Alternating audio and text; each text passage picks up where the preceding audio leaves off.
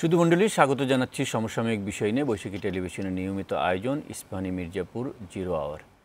এই অনুষ্ঠানে আজকে আমাদের শিরোনাম জনজীবনের স্বাভাবিকতা বাড়ছে, দুশ্চিন্তা কমছে কি? এই বিষয় নিয়ে আলোচনার জন্য স্টুডিওতে আছেন দুজন অতিথি। তাদের সঙ্গে প্রথমে পরিচয় করে দিচ্ছি। আমাদের সঙ্গে রয়েছেন আওয়ামী লীগের তথ্য গবেষণা সম্পাদক ডক্টর সেলিম মাহমুদ এমপি এবং রয়েছেন ওটিটি নিউজ প্ল্যাটফর্ম 1 টাকার খবরের সম্পাদক সুকান্ত গুপ্ত অলোক। আপনাদের দুজনকে স্বাগত জানাচ্ছি।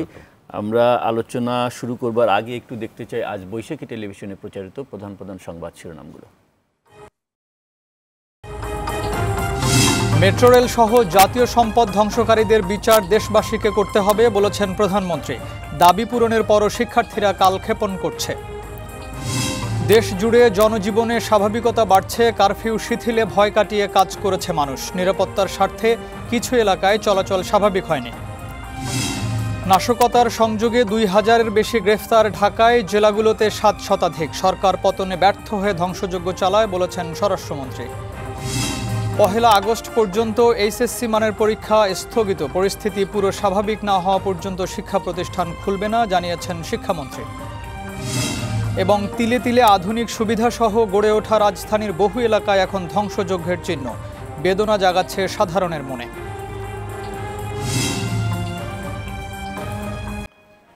সংবাদ শিরোনামগুলো দেখছিলাম। বৈশাখী টেলিভিশন ছাড়া অন্যান্য গণমাধ্যম, টেলিভিশন, অনলাইন নিউজ পোর্টাল, তাদেরও সংবাদগুলো প্রায় একই রকম। গত কয়েকদিন ধরে কোটা সংস্কার আন্দোলনকে ঘিরে ঢাকা এবং আরও বেশ কিছু জেলায় যে সমস্ত সহিংসতা ঘটেছে, প্রাণহানি ঘটেছে, সেসব জুড়েই এখনও সংবাদ হচ্ছে।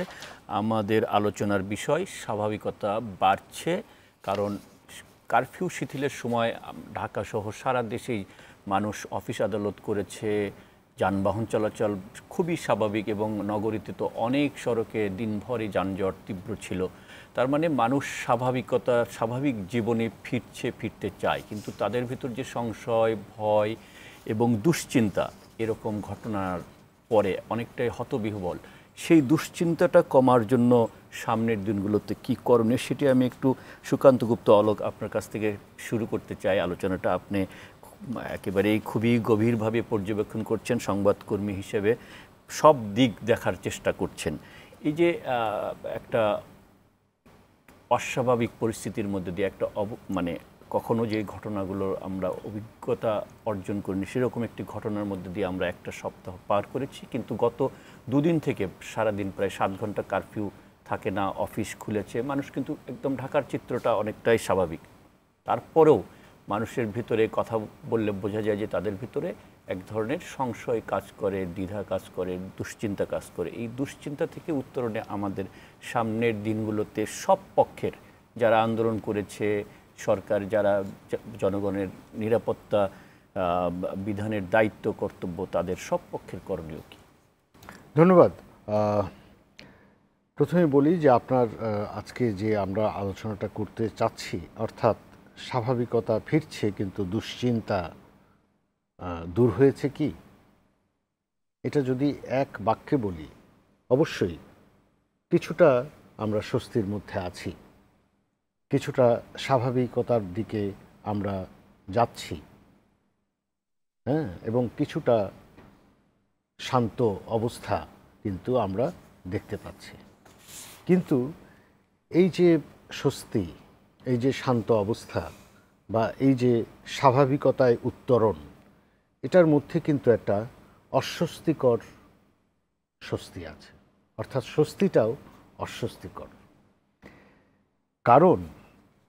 কারণ হলো, আমি আজকে মাননীয় প্রধানমন্ত্রী তিনি গিয়েছিলেন যে এই যে মেট্রো রেলে যে ধ্বংসলীলা চলেছে, হ্যাঁ, সেটি তিনি সরজমিন নিজ চোখে দেখতে গেছেন। দেখতে গিয়ে তিনি যে কথাটি বলেছেন, উনি কিন্তু বিচারের ভারটি দেশবাসীর উপর ছেড়ে দিয়েছেন, অর্থাৎ জনগণকে চোখ খুলে দেখতে বলেছেন, জনগণকে উপলব্ধি করতে বলেছেন যে কি হয়েছে, কি হয়েছিল, কি হতে পারত, এখন আমরা কোথায় আছি। তার মানে হচ্ছে যে জনগণের মধ্যে, দেশবাসীর মধ্যে সেই স্বস্তি, সেই আস্থা, সেটি কিন্তু ফিরিয়ে দিতে হবে। এবং সেটি ফিরিয়ে দেওয়ার জন্য সেটা কিন্তু একপাক্ষিক নয়, হ্যাঁ, এটা দুদিক দিয়েই হতে হবে। রাষ্ট্রের নিরাপত্তা এটি রাষ্ট্রীয় যন্ত্র দেখবে, সরকার দেখবে, উনি একজন জনপ্রতিনিধি, উনি দেখবেন, ওনারা দেখবেন। আর সঙ্গে এই রাষ্ট্র, সরকার এবং জনপ্রতিনিধিরা তারা কতটুক করতে পারছেন, তারা জনগণকে কতটুক সঙ্গে নিয়েছেন এবং জনগণ সেখানে কি জবাব দিচ্ছেন সেটি উপলব্ধি করতে হবে। তাহলেই কিন্তু যেটুকু অস্বস্তি আছে সেই অস্বস্তিটা কেটে যাবে, স্বস্তি এবং স্বাভাবিকতা ফিরবে। তো এই ক্ষেত্রেই আমাদের সামনের দিকে কিন্তু তাকাতে হবে। অস্বস্তি আছে, এখন দেশবাসী কি অবস্থায় আছেন, জনগণ কি অবস্থায় আছেন, তারা কি ইচ্ছে করলেই এক জায়গা থেকে আরেক জায়গায় যেতে পারছেন? এখনো তো ট্রেন চলছে না, সব দূরপাল্লার বাস চলছে না। আমি আজকে এখান থেকে ওখানে যাব, আমাকে যেতে হলে আমাকে অনেকগুলো কথা চিন্তা করে আমাকে যানবাহনে উঠতে হয়। আমার ট্রেন চলছে না কিন্তু। সো তার মানে কি, একটি অস্বস্তি আছে, একটি ভয় আছে, একটি শঙ্কা আছে, হ্যাঁ, একটি আপনি যে কথাটি বলেছেন যে দুশ্চিন্তা আছে। সেই দুশ্চিন্তা কাটানোর পদক্ষেপগুলো আমরা দেখতে চাই এবং এটার মধ্যে সব পক্ষের একটি সংযোগ প্রয়োজন। সেই সংযোগের উদ্যোগটিও কিন্তু সরকারের প্রতিনিধিদের নিতে হবে। জি, অনেক ধন্যবাদ। আমাদের হাতে একটি এইমাত্র সংবাদ এসেছে, যেটার জন্য সারা দেশের মানুষও অপেক্ষা করছিল। আমরা এই অনুষ্ঠান শুরুর আগে আপনার কাছেও অনেক ফোন এসেছে, আমার কাছেও অনেক ফোন এসেছে। সেটি দর্শকদের তথ্যটি জানিয়ে দিই যে এখন পর্যন্ত বিকাল 5টা থেকে কারফিউ চলছে এবং এই কারফিউটা কতক্ষণ থাকবে মানুষ সেটা জানে না, একটা পরবর্তী নির্দেশ না দেওয়া পর্যন্ত ছিল। স্বরাষ্ট্রমন্ত্রী ধানমন্ডির বাসায় জানিয়েছেন যে শুক্রবার ও শনিবার সকাল 8টা থেকে বিকাল 5টা পর্যন্ত ঢাকা, গাজীপুর, নারায়ণগঞ্জ, নরসিংদী কারফিউ শিথিল থাকবে। অর্থাৎ আগামীকাল এবং আগামী শনিবার সকাল 8টা থেকে বিকাল 5টা পর্যন্ত কারফিউ থাকবে না ঢাকায় এবং ঢাকার আশপাশের আরও 4 জেলায়। অন্যান্য জেলাগুলোতে জেলা প্রশাসক এবং বিভাগীয় কমিশনার, স্থানীয় প্রশাসন তারা তাদের মতো করে সময় নির্ধারণ করবে। ইতিমধ্যে অনেক জেলায় সময় নির্ধারণ করেছে, সেটা আপনারা জানেন। ঢাকা এবং ঢাকার আশপাশের 4 জেলায় আগামীকাল এবং শনিবার সকাল 8টা থেকে বিকাল 5টা পর্যন্ত কারফিউ শিথিল থাকবে। এই সময় স্বাভাবিক কার্যক্রম চলবে। এই সংবাদটি জানিয়ে দিলাম। আমি ডক্টর সেলিম মাহমুদ আপনার কাছে আসছি। সুকান্ত গুপ্ত অলোক একটি খুব চমৎকার জায়গায় আলোচনাটি নিয়ে এসেছেন যে মানুষের মধ্যে আস্থা ফেরানো জরুরি।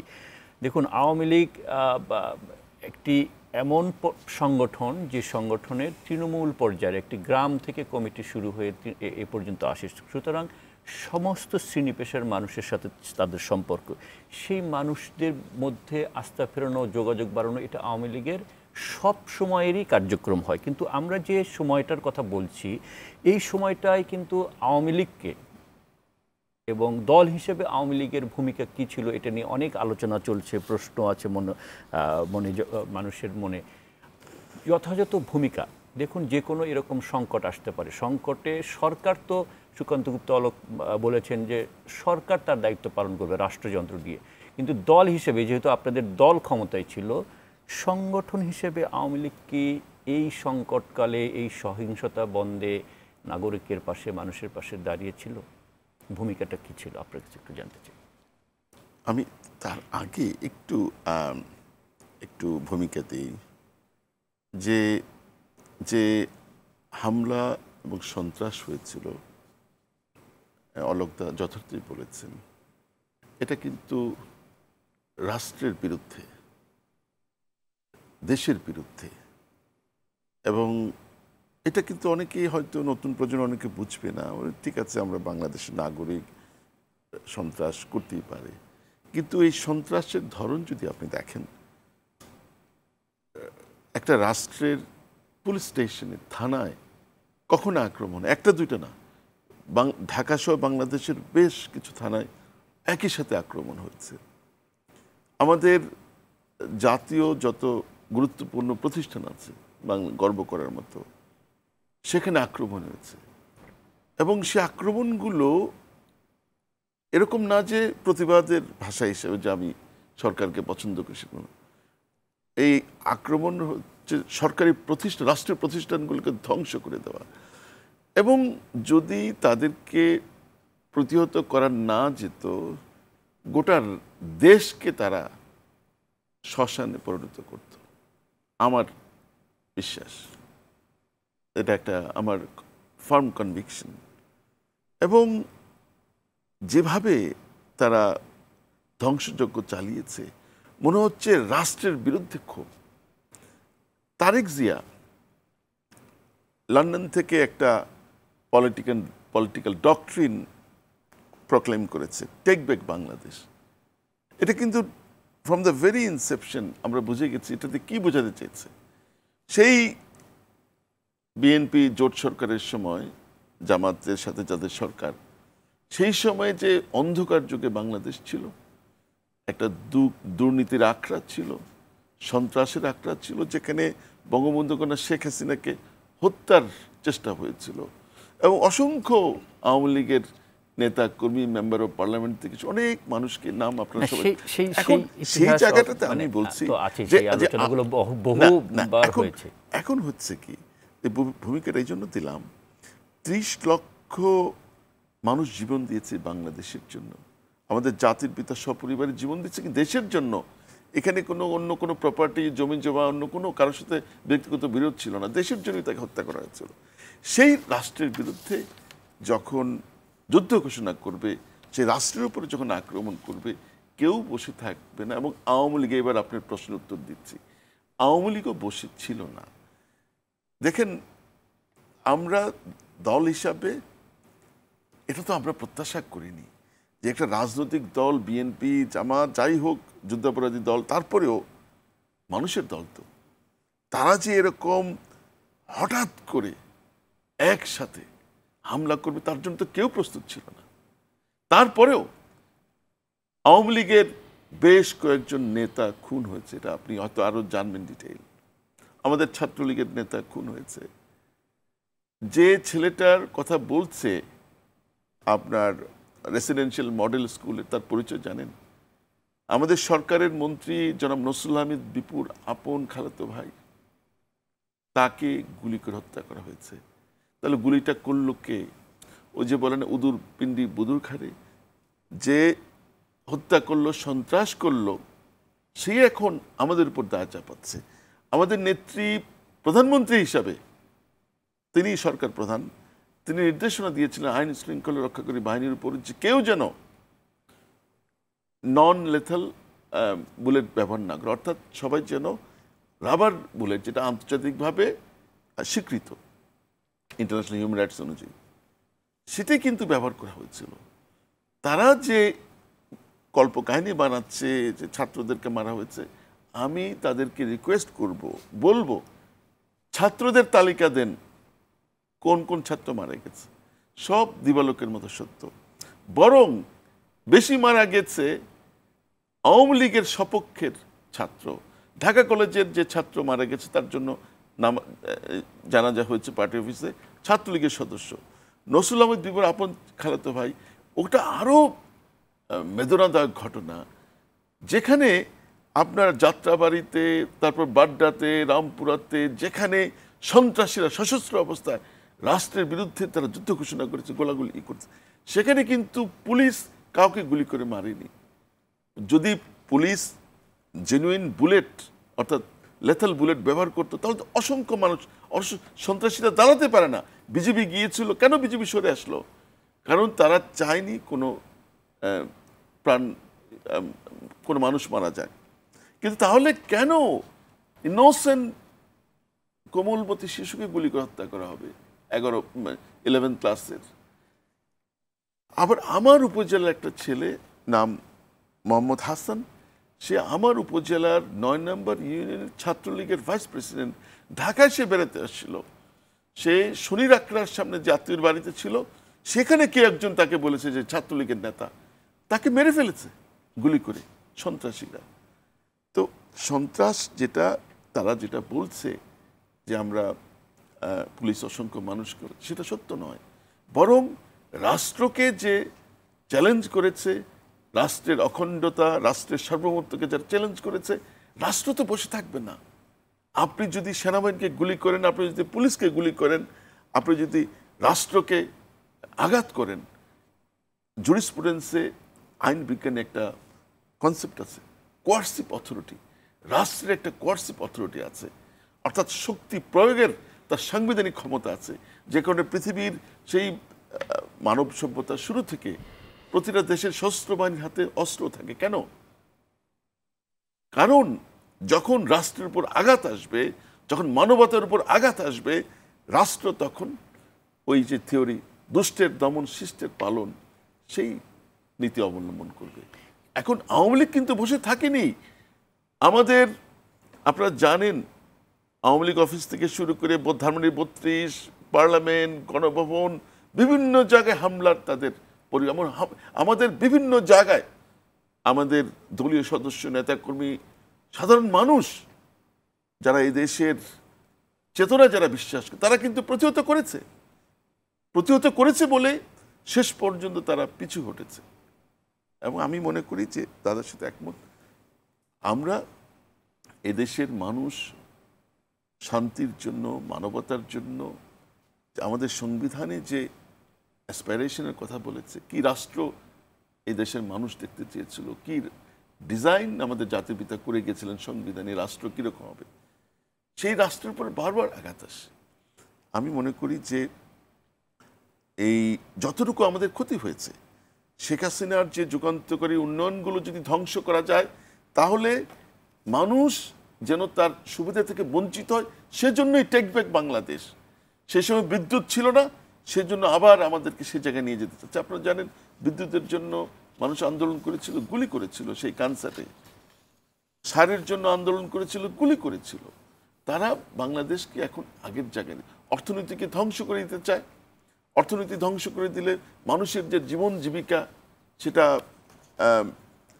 হবে, মানে এটা কি বলবো, জীবন জীবিকা হুমকির মুখে পড়বে। সেটাই তারা চাচ্ছে, সেটাই বাংলাদেশকে তারা আগের জায়গায় নিয়ে যেতে চাচ্ছে। এখন আমি মনে করি যে শুধু আওয়ামী লীগ কেন, এদেশের প্রতিটি শান্তিপ্রিয় মানুষ তারা সন্ত্রাসের বিপক্ষে, নৈরাজ্যের বিপক্ষে। এবং আমি যদি সত্যিকারের কথাটা বলি, যে আসলে এটা বিএনপি এবং জামাতের একটা অনেক বড় ষড়যন্ত্র।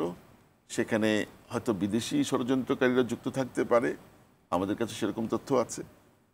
তো আমি মনে করি যে বাঙালি বীরের জাতি, আমরা মুক্তিযুদ্ধের মাধ্যমে এই দেশ স্বাধীন করেছি।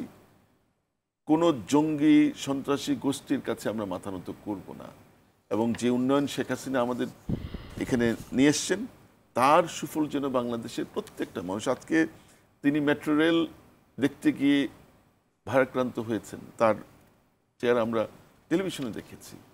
কারণ এই উন্নয়নগুলো তার হাত দিয়ে, যে মেট্রো রেলের যে স্টেশন খুঁচিয়ে খুঁচিয়ে প্রত্যেকটা যেখানে যেখানে প্রযুক্তির মানে মেশিনারিজ ছিল, যা প্রত্যেকটা নষ্ট করেছে। সেই চিত্রগুলো আমরা টেলিভিশনে দেখেছি, প্রধানমন্ত্রী নিজে দেখেছেন। এই যে ষড়যন্ত্রের কথা বলছিলেন, যে অনেক বড় ষড়যন্ত্র হয়েছে, এই ষড়যন্ত্র আপনারা কখন জানতে পেরেছেন এবং জানতে পারলে কি পদক্ষেপ সরকার এবং দল নিয়েছে সেটাও একটু জানতে চাই। তবে একটা বিরতির পর আপনার কাছে আবার ফিরব। প্রিয় দর্শক, আপনারা দেখছেন জিরো আওয়ার। আমরা আলোচনা করছি স্বাভাবিকতা ফিরেছে, দুশ্চিন্তা দূর হয়েছে কিনা। এই আলোচনায় আমাদের সঙ্গে থাকুন। আমরা ফিরে আসছি ছোট্ট একটা বিরতির পর।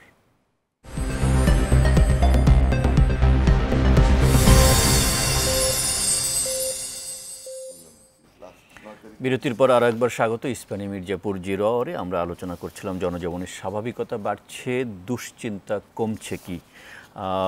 আমরা একটু এই আলোচনার বিরতির আগের যে আলোচনায় মেট্রো রেলের কথা বলা হচ্ছিল, প্রধানমন্ত্রী শেখ হাসিনা মেট্রো রেলের মিরপুর 10 নম্বর স্টেশন পরিদর্শন করেছেন। সেই স্টেশনটি একেবারে ধ্বংসস্তূপে পরিণত হয়েছে। এর সঙ্গে কাজীপাড়া স্টেশনও পুরো বিধ্বস্ত হয়েছে। আমরা প্রধানমন্ত্রীর সেই প্রতিবেদনটা একটু দেখতে চাই, দেখে সেই সূত্র ধরে বাকি আলোচনা করব। কোটা সংস্কার আন্দোলনের সময় ঢাকায় অনেক গুরুত্বপূর্ণ স্থাপনায় হামলা ও আগুন দেয় দুর্বৃত্তরা। তাদের হাত থেকে বাদ যায়নি ঢাকার মানুষের যাতায়াতের নতুন দুয়ার খুলে দেয়া মেট্রো রেল স্টেশন। হামলাকারীরা কাজীপাড়া ও মিরপুর 10 নম্বর মেট্রো রেল স্টেশনে ব্যাপক ধ্বংসযজ্ঞ চালায়, লুট করে দামি জিনিসপত্র। বৃহস্পতিবার সকালে ঢাকা মেট্রো রেলের মিরপুর 10 নম্বর স্টেশনের ক্ষয়ক্ষতি দেখতে যান প্রধানমন্ত্রী। স্টেশন জুড়ে সর্বত্র ধ্বংসের ক্ষতচিহ্ন দেখেন তিনি। পরে সাংবাদিকদের সাথে কথা বলেন প্রধানমন্ত্রী। তিনি জানান, নগরবাসীর দৈনন্দিন যাতায়াত আরও সহজ করেছিল মেট্রো রেল। আন্দোলনের নামে দেশের এই সম্পদ কিভাবে মানুষ ধ্বংস করে। আমি পৃথিবীর বহু দেশে গেছি, আমি চড়েছিও, কিন্তু আমাদের এটা ছিল সবথেকে আধুনিক, প্রযুক্তি সম্পন্ন এবং অত্যন্ত সুন্দর দৃশ্যমান একটা মেট্রো রেল আমরা করেছিলাম। কিন্তু আজকে যে ভয়াবহ ধ্বংসের চিত্র দেখলাম, এটা বিশ্বাস হতে চায় না যে এদেশের মানুষেরা করতে পারে, কিন্তু সেই কাজই করেছে। প্রধানমন্ত্রী বলেন, ছাত্রদের সব দাবি পূরণ হয়েছে, এবার তাদের শান্ত থাকা উচিত। আর রাষ্ট্রীয় এসব সম্পদ যারা নষ্ট করেছে, জনগণই একদিন তাদের বিচার করবে।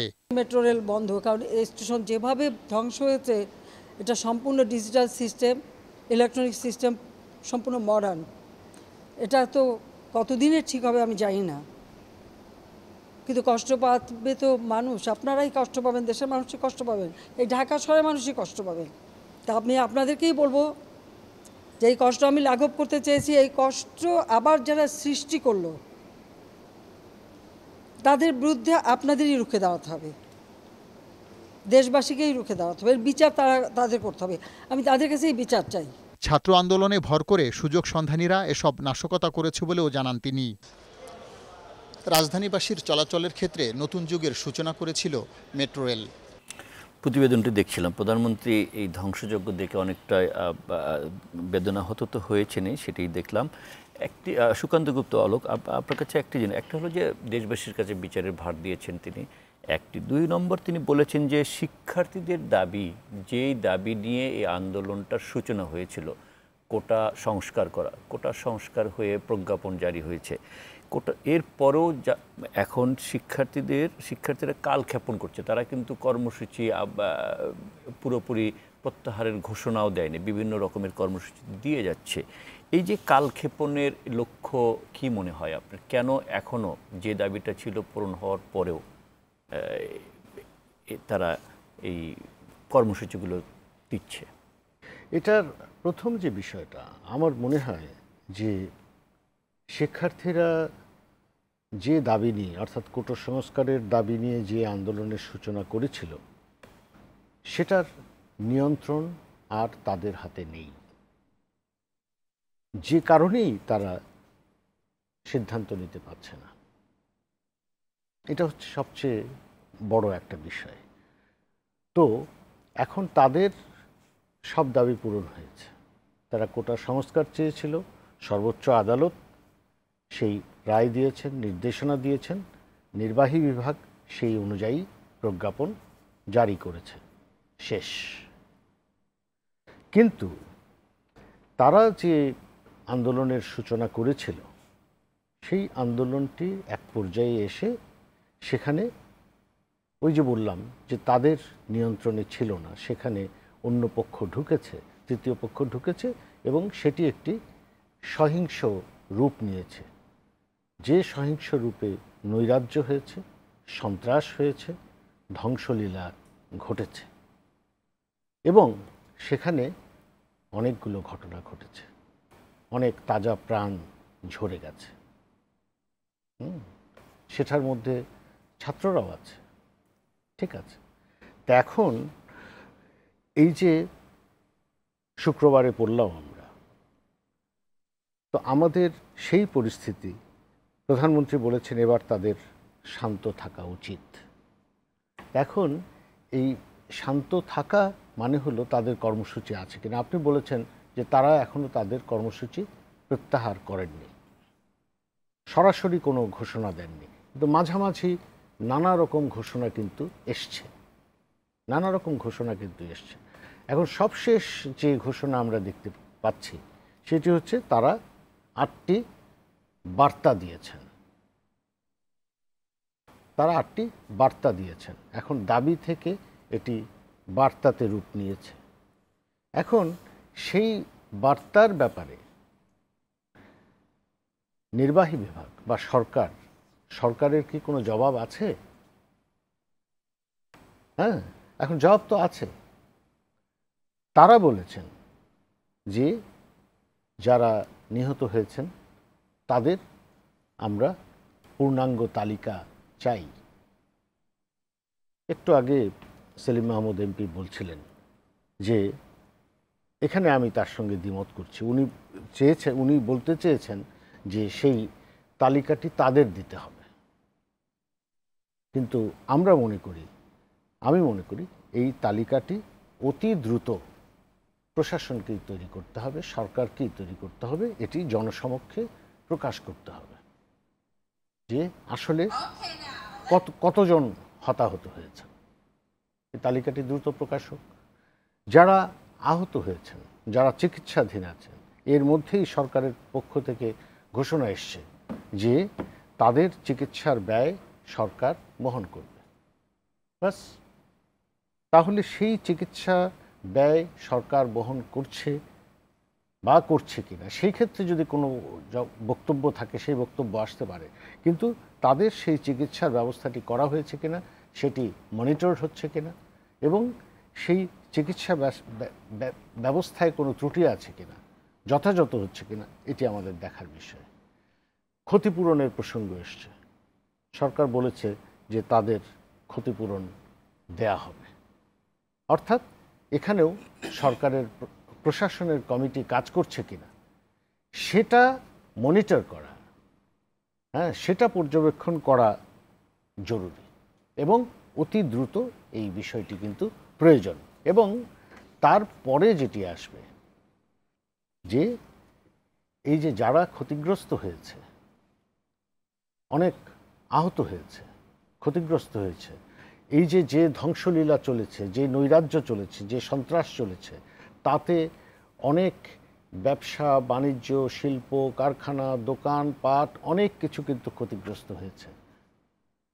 তাদের যে আর্থিক ক্ষতি, সেই আর্থিক ক্ষতির ক্ষেত্রে সরকারের কি পদক্ষেপ?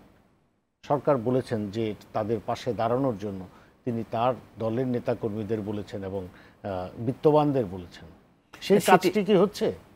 অর্থাৎ এই জায়গাগুলো কিন্তু তৈরি করা। এবং সবশেষ কথা হচ্ছে যে ছাত্রদের ঘরে ফিরে যাবে, অর্থাৎ শিক্ষা প্রতিষ্ঠানে ফিরে যাবে, ক্লাসে ফিরে যাবে। সেই ক্লাসে ফিরে যাওয়ার ক্ষেত্রে সেই পরিবেশটি ক্ষেত্রে দ্রুতলয়ে কাজ হচ্ছে কিনা। আমরা জানি বিভিন্ন বিশ্ববিদ্যালয়ের হল এগুলো কিন্তু ভাঙচুর হয়েছে, ছাত্ররা গিয়ে তো হলেই উঠবে। সেই পরিবেশটি তৈরি হয়েছে কিনা, সেই পরিবেশটি তৈরি করার কাজটা শুরু হয়েছে কিনা, বিশ্ববিদ্যালয় প্রশাসনের আমরা কথা শুনতে চাই। এই জায়গাটা যদি হয় তাহলে যে অস্বস্তিগুলো আছে, আমরা মনে করি যে ছাত্ররা যে বার্তা দিচ্ছে সেই বার্তাটি হচ্ছে তাদের মধ্যে এখনো অস্বস্তি আছে। সেই অস্বস্তি কাটিয়ে তাদেরকে স্বস্তির বার্তা দিতে হবে যে তোমরা অতি দ্রুতই তোমাদের শিক্ষা প্রতিষ্ঠানে ফিরে ফিরতে পারবে। জি, ধন্যবাদ ডক্টর সেলিম মাহমুদ। বিরতির আগে যেটি বলছিলেন অনেক বড় ষড়যন্ত্র ছিল এবং ষড়যন্ত্রটা এই ষড়যন্ত্রটা সরকার জানতো বা দল হিসাবে আওয়ামী লীগ জানতো? জানলে পরে মানে প্রিভেনশন মেজারটা না, এইটা এরকম একটা আশঙ্কা ছিল, একেবারে স্পেসিফিক ইনফরমেশন না, এরকম একটা আশঙ্কা ছিল। নির্বাচনের আগে আপনি জানেন একটা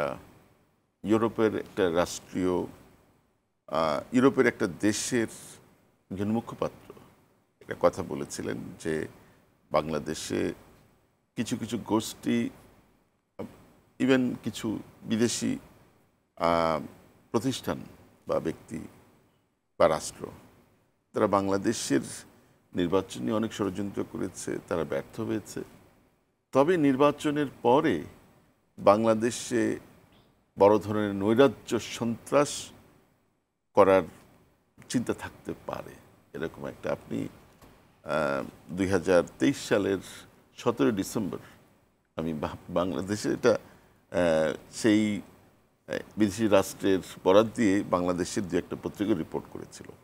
তো সেরকম একটা আশঙ্কা আমাদের কাছে ছিল যে এরকম একটা ষড়যন্ত্র হতে পারে। কিন্তু আমরা যেহেতু বাংলাদেশ আওয়ামী লীগ নিয়মতান্ত্রিক রাজনীতিতে বিশ্বাস করি, আমরা গণতন্ত্রে বিশ্বাস করি, আমরা ধরে নিয়েছিলাম বিএনপি জামাত কি করতে পারে। তারা এরকম 28 অক্টোবর ঢাকা দখল করার জন্য অনেক বড় সমাবেশের একটা আয়োজন করেছিল, কিন্তু সেখানে তারা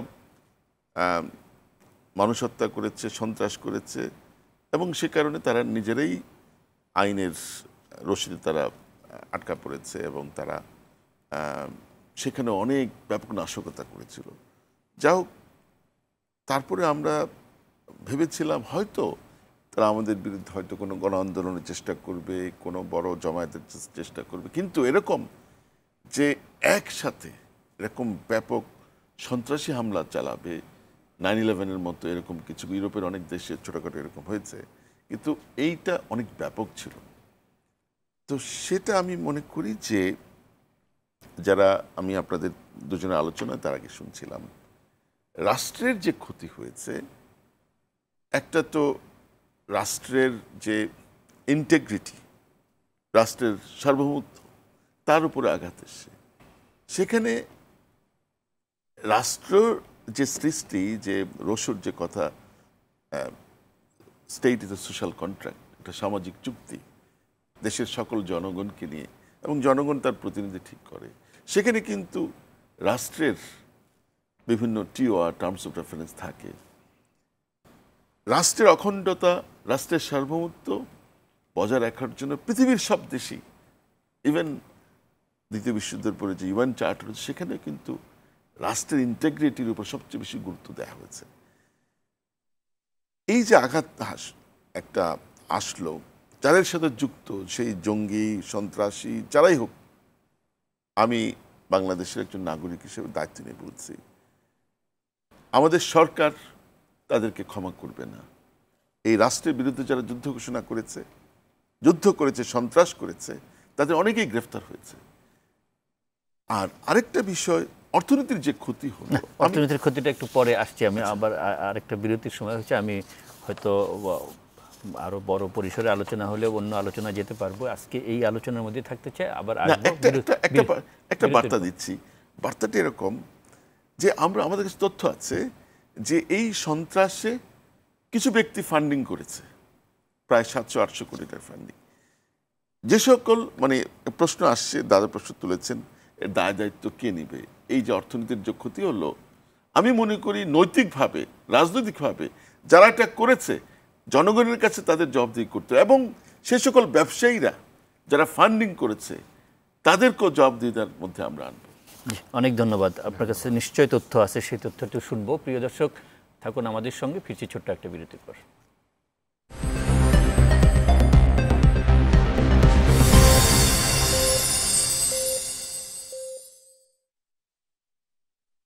বিরতির সময় আমাদের সঙ্গে থাকবার জন্য ধন্যবাদ। আমরা এই আলোচনার একেবারে শেষ পর্বে চলে এসেছি, অল্প সময় হাতে রয়েছে। ডক্টর সেলিম মাহমুদ এমপি, আপনার কাছে আবারও আসছি। আপনি বিরতির আগে যেটি বলছিলেন যে এই আন্দোলনে অর্থের যোগান এসেছে, এবং সেই অঙ্কটাও অনেক বড় বলেছেন, 800 কোটি টাকার অর্থের যোগান। এই তথ্য যদি আপনাদের কাছে থাকে, তাহলে এই তথ্য অনুযায়ী আপনারা এই আন্দোলনে যারা এই সহিংস পর্যায়ে নিয়ে যাওয়ার জন্য অর্থের যোগান দিয়েছে, তাদের বিরুদ্ধে কি সুনির্দিষ্ট কোনো তথ্য প্রমাণ নিয়ে আপনারা আইনি ব্যবস্থা নিতে যাচ্ছেন? না, জিনিসটা হচ্ছে, প্রথমত এটা কোনো আন্দোলন ছিল না।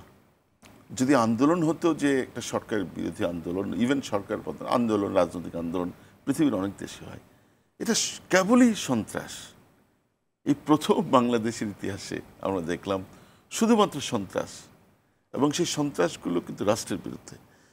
তো যে জিনিসটা হচ্ছে, আমরা জানতে পেরেছি যে এর যে ব্যাপ্তি, এর ব্যাপকতা, এর টোটাল ক্যানভাসটা দেখলাম। তো সারা দেশ থেকে লোক আনা হয়েছে, এবং ঢাকা বিশ্ববিদ্যালয়ে কিন্তু প্রথম ওই যে রাতের বেলা যে একসাথে সকল হলের গেট ভেঙে যে বেরোলো, ওখানেও আমাদের কাছে তথ্য আছে প্রায় 13 থেকে 14,000 ছাত্র শিবিরের সদস্য সারা দেশ থেকে আনা হয়েছিল এবং তারা দুই তিন দিন ধরে বিভিন্ন হলে অবস্থান নিয়েছিল। তারাই রাতের বেলা হলের গেট ভেঙে একসাথে সব এসে স্লোগান দিল, তুমি কে আমি কে, রাজাকার রাজাকার। এই যে এত সংখ্যক বহিরাগত একটা ইউনিভার্সিটিতে হলে থাকলো, তাহলে সেখানকার প্রশাসন কি? ঢাকা বিশ্ববিদ্যালয় অনেস্টলি স্পিকিং সেই অর্থে স্ট্রিক্টলি, যদিও রেসিডেন্সিয়াল, বাট সেই যুগ যুগ ধরে দেখেছে অনেকটা ওপেন। মানে তারপরে হয়েছে কি, এখন হলের ছাত্ররা যদি নিয়ে আসে, এখন যারা আসবে তারা তো ঘোষণা দিয়ে আসবে না যে আমি অমুক ছাত্র সংগঠনের সদস্য, তারা হয়তো আসছে গেস্ট হিসাবে, তো সেভাবে। এবং যে জিনিসটা হচ্ছে, আমি যে কথাটা আপনি বলছেন, যে অবশ্যই রাষ্ট্র, সেই সন্ত্রাসী গোষ্ঠী যারাই রাষ্ট্রের বিরুদ্ধে এই অবস্থানে এসে যুদ্ধ ঘোষণা করেছে, দেখুন ব্যক্তির বিরুদ্ধে একটা অপরাধ, এটা অনেক সময় আমরা অ্যাকসেপ্ট করতে পারি। যখন রাষ্ট্রকে চ্যালেঞ্জ করা হয়, এবং কেন? এই রাষ্ট্রের অর্থনীতি ধ্বংস করার জন্য। এবং তারাই কিন্তু গত কয়েক বছর ধরে চেষ্টা করে আসছিল কিভাবে বাংলাদেশের অর্থনীতি ধ্বংস করা যায়, কিভাবে বাংলাদেশকে শ্রীলঙ্কা বানানো যায়। এবং এর অনেক উদ্দেশ্য ছিল। প্রথমত হচ্ছে, যদি এই কাজটা করে রাষ্ট্রকে মানে অকার্যকর করে রাষ্ট্রীয় ক্ষমতা নিতে পারে, এর বাইরে যদি সেটাও করা না যায়, তাহলে অর্থনীতিকে ধ্বংস করে দেয়। ওই টেক ব্যাক বাংলাদেশকে শেখ হাসিনার উন্নয়নের আগের পর্যায়ে নিয়ে যেতে চায়। জি, ধন্যবাদ সুকান্ত গুপ্ত। অলোক, আপনার কাছে শুনবো একেবারে শেষ কয়েক মিনিট। এটা হলো যে এই যে ক্ষত, সেই ক্ষত, প্রাণহানির ক্ষত, সেই ক্ষত, অর্থনীতির ক্ষত, আমাদের যে গৌরবের জায়গাগুলো যেগুলো গত 15-16 বছর ধরে হয়েছে, আমাদের মেট্রো রেল, এলিভেটেড এক্সপ্রেসওয়ে এবং আরও যেগুলো জনগণের সুবিধার জন্য, সেগুলোর ধ্বংস করা, সেটা একটা ক্ষত। এই ক্ষত থেকে বেরোতে মানুষের মনের ভিতরে একটা ক্ষত, আপনি বলেছেন যে অস্বস্তি আছেই এখনও। ক্ষত থেকে বেরোইতে আমাদের অনেকগুলো পদক্ষেপ আপনি বলেছেন। আর কি মানে করা উচিত সরকারের, রাষ্ট্রের এবং সাধারণ নাগরিকের? প্রধানমন্ত্রী তো বলেছেন যে বিচারের ভার নাগরিক, সাধারণ মানুষের। তারা কিভাবে বিচার করবে? সাধারণ মানুষকে উচ্চকিত হতে হবে, তাদেরকে সোচ্চার হতে হবে, তাদেরকে ভীত হলে চলবে না, তাদেরকে ভয় পেলে চলবে না, তাদেরকে সোচ্চার হতে হবে। এটি হলো মূল বিষয়। হ্যাঁ, তো সেই সোচ্চারটি হলো যে যারা যারা নেমেছিল, তাদের চেয়ে তো সাধারণ মানুষের সংখ্যা বেশি। হ্যাঁ, তো সেই প্রতিরোধটি, সেই শক্তি, সেই সাহস, হ্যাঁ, সেই কণ্ঠ, সেই জায়গাটি কিন্তু বড় হতে হবে। এটা হলো সবচেয়ে বড় বিষয়। হ্যাঁ, এবং যে ক্ষত হয়েছে, আমি তো বারবার বলছি যে এই যে দেশে 4-5 দিন 7 দিন যে স্থবির হয়ে গিয়েছিল, সেখানে অর্থনৈতিক প্রবাহ কিন্তু স্থবির হয়েছে। আমরা বাজারঘাটে দেখেছি যে কিভাবে দাম বেড়েছে, কিভাবে সরবরাহ বিঘ্নিত হয়েছে। তো এই যে জায়গাগুলো তো অ্যাড্রেস করবে সরকার, প্রশাসন, ঠিক আছে? সেটি একটি বিষয়। আর মানুষের মনে যে দুশ্চিন্তা, যে অস্বস্তি, সেই জায়গাগুলো, সেই ক্ষতগুলি কিন্তু কাটিয়ে উঠবে আরেকভাবে। আর যে নৈরাজ্য, সন্ত্রাস এবং যে ধ্বংসলীলা চলেছে, সেটা কাটানোর দায়িত্ব অবশ্যই সরকার সেভাবে অ্যাক্ট করছে। এর মধ্যেই সেগুলো কিন্তু পর্যবেক্ষণ হচ্ছে এবং সেভাবে তালিকা হচ্ছে, কি ক্ষয়ক্ষতি সেগুলো নিরূপণ করা হচ্ছে এবং কতদিনের মধ্যে আবার এগুলো রেস্টোর হবে সেই পরিকল্পনাও হচ্ছে। সেটি সরকারের মতন করে সেটি ব্যবস্থা করবেন। কিন্তু যোগাযোগের যে ক্ষয়ক্ষতিটি হয়েছে, আমি খুব দ্রুত, খুব বড় করে বলতে চাই যে এই যে রেল যোগাযোগ, এটি অতি দ্রুত এটি পুনঃপ্রতিষ্ঠিত হতে হবে এবং যে দূরপাল্লার বাসের যে যাতায়াত, এটি দ্রুত চালু হতে হবে।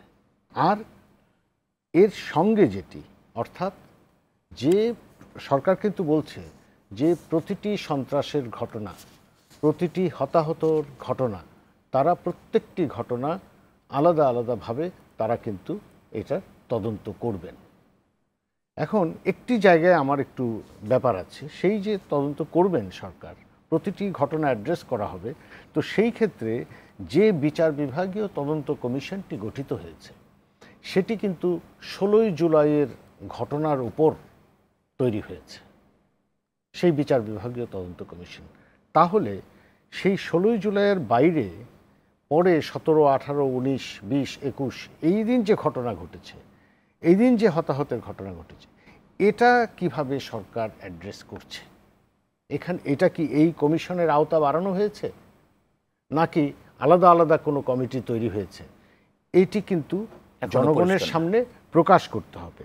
আর পুলিশ, এই যে উনি বললেন যে পুলিশের ওপর কোনো অর্ডার ছিল না, কোনো নন লেথাল বিষয় সেখানে ছিল না, কিন্তু তারপরেও আমরা দেখছি যে গুলিবিদ্ধ হয়ে নিহতের সংখ্যা আছে।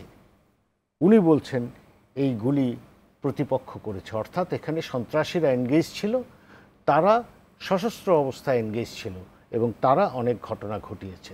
তাহলে সেই জায়গায় পুলিশ বা আইনশৃঙ্খলা রক্ষাকারী বাহিনীর তাদের তদন্ত অনুসন্ধান কোন পর্যায়ে আছে?